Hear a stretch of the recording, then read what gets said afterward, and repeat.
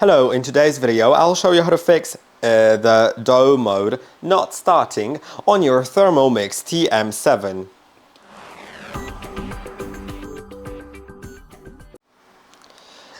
The dough mode as well as the turbo mode will not start if your bowl exceeds a certain temperature. Now in a bit lower lighting you may notice that my status light right here is orange.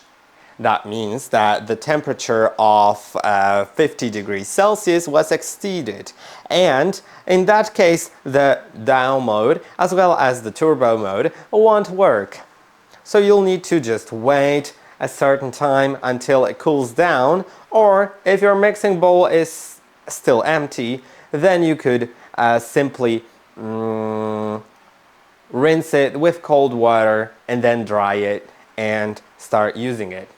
I hope that this video was helpful. Don't forget to like and subscribe, and I'll see you in the next one.